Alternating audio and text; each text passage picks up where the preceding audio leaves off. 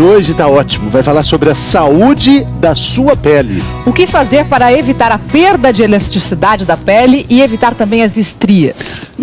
Não deu tempo, já tem as estrias, então vamos aprender como cuidar, como tratar essas estrias, Quem Mari? vai contar pra gente, quem vai responder como a gente pode tratar e evitar as estrias é o cirurgião plástico, Dr. Eduardo Lange. Bom dia, tudo bem? Bom dia, tudo bem? E também a consultora do bem-estar, a dermatologista, a doutora Márcia Purcelli. Bem-vinda, doutora Márcia, bom dia, tudo bom? Tudo bem? Bom dia, doutora Márcia, bom dia, doutor, tudo bem? Tudo Bom, bem. a gente está falando de estrias, mas primeiro é preciso saber, afinal de contas, doutora, o que é uma estria?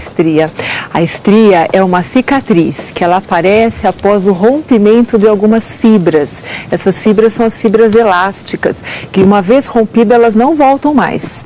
Então essas fibras elas se localizam na derme, que é a segunda camada que a gente tem na pele junto com o colágeno. O colágeno, né, doutor?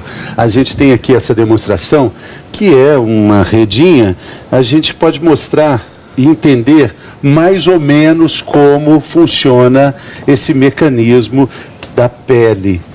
O colágeno está formando toda essa pele, doutor? O colágeno é a arquitetura da derme, né? E junto com o colágeno existem outras proteínas que também compõem todo esse arcabouço que formam a derme. Então, essas proteínas da pele, elas, numa situação normal e saudável, elas dão uma ótima elasticidade para a pele. Olha a elasticidade aqui, né, Mari? A gente tem mais elasticidade quanto mais novo a gente for ou não?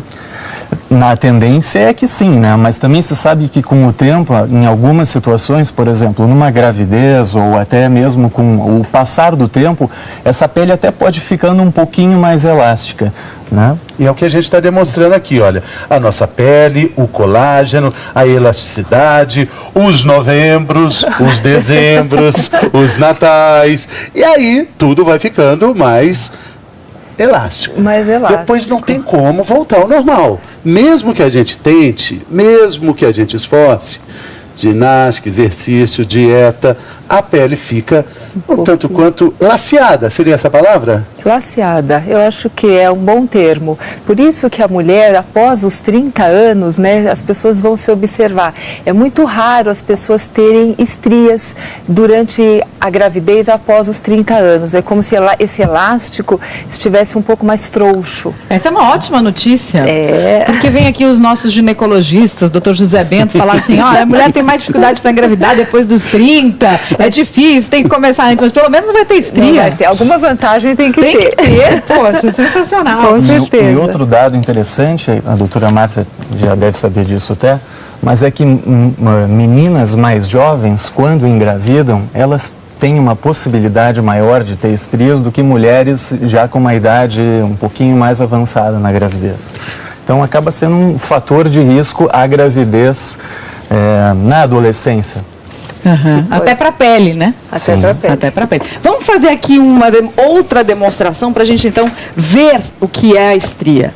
Doutora Márcia, explica para a gente o que é isso aqui. Então, aqui nós temos uma camada superficial que é a nossa epiderme, né? Então, aqui nós estamos vendo, assim, de uma forma mais acentuada, essas fibras por baixo, que são as fibras elásticas junto com o colágeno. Quer dizer, isso aqui a gente está ampliado milhões de vezes, né? Milhões de vezes. Quando a gente fala de colágeno, de fibra elástica, nós estamos falando de fibras moleculares, né? E se a gente pudesse, então, tirar essa camada mais superficial da pele, a gente encontraria essas fibras. As fibras. Então, aqui é como se a pele tivesse, ela vai se romper, porque ela cresceu muito depressa. Ah, então, mas aí aqui a fibra está inteira, inteirinha ela aqui. Tá inteira. Se a gente crescer Isso. ou engordar demais, essa fibra não, como se ela não tivesse tido tempo de se refazer, de se multiplicar. Então, o que acontece? Você tem o rompimento dessas fibras que não acompanharam esse crescimento da pele. Então, você rompe essas fibras, você tem aí uma camada da epiderme, que é a camadinha mais superficial, muito mais fina, por isso que nós, quando palpamos uma estria, nós percebemos um sulco, como se fosse realmente um valezinho que a gente tem, por isso que você não tem mais a presença daquela fibra naquele local. Quer dizer, nesse caso, a estria estaria aqui. Exatamente. Essa é a formação da estria, pelo rompimento dessas fibras elásticas. No caso da cirurgia plástica, doutor, o que a gente faz com isso depois? Bom, o único tratamento definitivo para a estria é a remoção dela. E aí, em cirurgia plástica, a gente se depara muito com essas situações, né? De um excesso de pele, às vezes no abdômen, nas coxas, no braço. E aí, muitas vezes a estria ela vem acompanhada de um excesso de pele por uma perda de peso muito grande, ou até mesmo em gravidezes, 1, 2 ou 3, onde aquela pele ficou mais flácida. E aí a retirada daquela pele já elimina toda a quantidade de estrias que ela tem. Então, se sobrou pele aqui, demonstra para mim aqui, o que o senhor faria com essa para tampar essa estria? Está sobrando um monte de pele aqui. Está sobrando um monte de pele, a gente pega essa pele e vou estragar aqui a massa aqui, tira essa pele toda e é aqui que vai estar aquela quantidade de estrias e isso é desprezado, né? É. E aqui depois costura e volta a ficar bonitinho assim. Exatamente. Volta a ter uma pele. Mas a estria não... No caso, a estria está aqui no meio. A estria estava aqui, né? sim, ele tirou junto. Então, no caso, tem que tirar junto, porque essa recomposição, ela nunca mais vai acontecer. Então, existem alguns métodos que nós então vamos comentar que você consegue repor as fibras colágenas fazendo uma substituição a essas fibras elásticas. É como se uma ocupasse o lugar da outra e essa cicatrização melhora bastante. Mas nunca é 100%. Achar que qualquer tratamento vai passar uma borracha e a pele volta a ser exatamente o que era, isso não é verdade. Auditório virtual bombando, mais pergunta da internet. É verdade que celulite e estrias estão sempre juntas? É a Josiane, de Sombrio, em Santa Catarina. Fernando podia responder. Fernando, responde essa você. Eu não tenho nada contra a celulite. Eu já disse aqui, acho que celulite faz parte do charme, ela é parte integrante. Não pode ser vendida separadamente. Da mulher, ele quer dizer. Não que a mulher tenha que ser vendida, também não foi isso que ele quis dizer. Isso não, estou dizendo que só quando compra uma revista e vem um brinde, fala, o brinde é parte integrante. E a celulite é parte integrante de um conjunto de charme, de um conjunto de sedução que está ali, faz parte. As estrias, elas estão um pouco. Porque elas também estão inseridas no contexto. Nos homens. Também estão nos homens. Nos homens também. Então a resposta é não necessariamente. Né? Estria não anda junto com celulite. Essa é a resposta. Dá para ver mais a estria, né? É mais visível, porque vocês acabam reconhecendo mais, porque mulher sabe o que é uma e sabe o que é outra. Com certeza. Agora, os homens podem ter essas estrias, né, também, como a gente estava comentando, essas pessoas que acabam malhando muito e acabam desenvolvendo muitos músculos, né, os homens, prestem atenção, que pode ali também estourar algumas estrias. Então tem isso, quer também dizer, malhando, a pessoa pode ter estria pelo próprio desenvolvimento da fibra muscular, porque, na verdade, a musculação, ela acaba rompendo as fibras musculares também, né? É mais pelo aumento do volume, de massa, né? De massa, então a pele não acompanha, então pode estourar. Algumas estrias ficam bem desagradáveis, digamos assim. A gente já fez um programa inteiro sobre celulite, mas vamos lembrar o que é a celulite. A celulite são aquelas células de gordura que ficam mais cheinhas, digamos assim, e dá aquele aspecto de casca de laranja, principalmente nas mulheres. Aí sim tem a ver com o lado hormonal bastante importante, que é diferente das estrias. E Fernando, só acrescentando também, é que o homem não tem celulite porque o arranjo das fibras de colágeno dele é totalmente diferente do arranjo das fibras de colágeno da mulher. É por isso que a fibra de colágeno, ela atua como se fossem umas travas que acabam puxando a pele para baixo. E exatamente onde existem essa tração da fibra de colágeno é que acaba aparecendo as... O aspecto irregular, exatamente, né? As depressões da celulite. Então, homem pode ter estria, mas não vai ter celulite.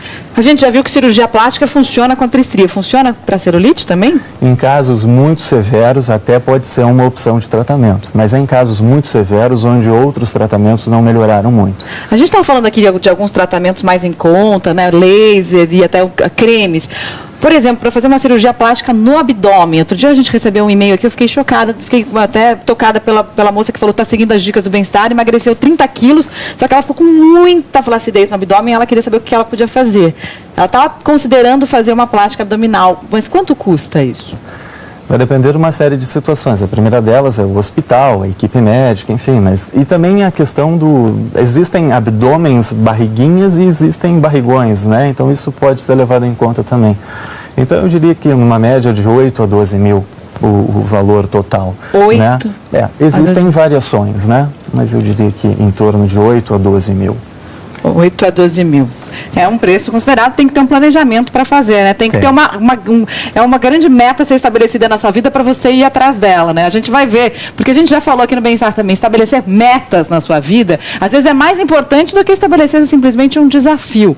A Gláucia, lá de Cuiabá, estabeleceu uma meta por causa do bem-estar. Ela começou a ver aqui a gente falar de bons hábitos alimentares, de emagrecer, ter uma vida mais saudável, e a meta dela, sabe qual era? Era caber com tranquilidade no uniforme de telemarketing da empresa dela. Quem conta essa história pra gente é a repórter Dejane Arnaud, lá de Cuiabá. Vamos ver.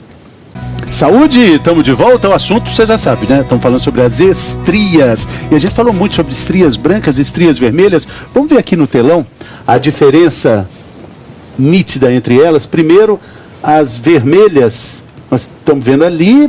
Qual a característica, doutor? Essas estrias vermelhas, elas até são estrias novas, são estrias precoces, né?